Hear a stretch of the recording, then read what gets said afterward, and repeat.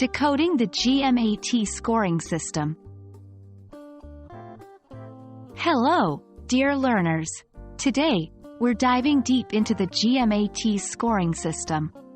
If you're preparing for the GMAT, understanding how the scoring works is crucial.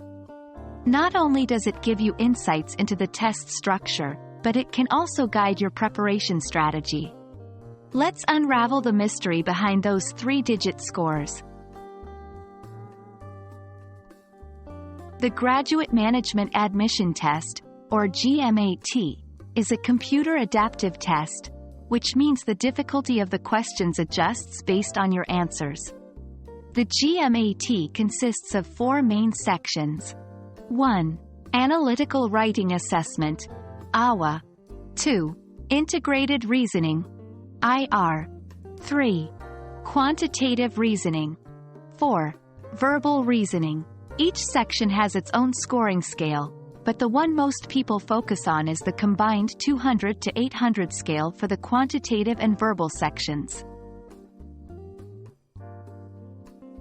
Your 200 to 800 score is not a raw score based on the number of questions you got right or wrong. Instead, it's a scaled score that takes into account the difficulty of the questions you answered and the number of questions you answered correctly. The first question you get will be of medium difficulty. Answer it correctly, and the computer will give you a slightly harder question. Answer it incorrectly, and you'll get a slightly easier one. Your score is adjusted with each answer. Thus, it's a balance between the number of questions you answer correctly and their difficulty. It's worth noting that guessing is better than leaving questions unanswered on the GMAT. While the 200 to 800 score is crucial, don't forget the other sections.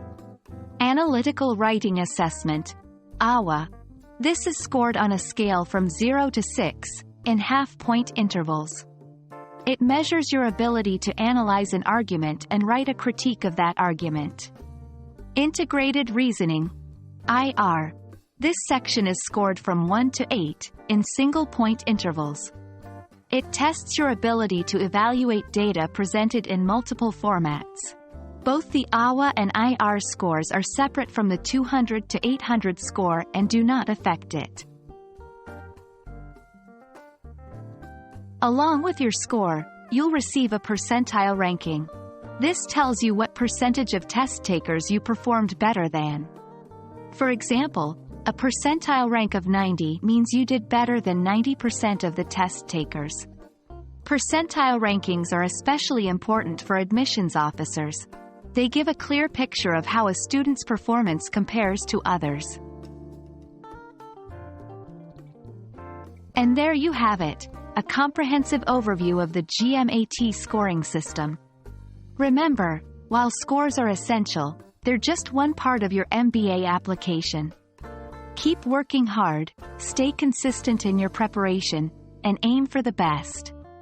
We hope this video sheds light on the GMAT's scoring mysteries. Until next time, happy studying!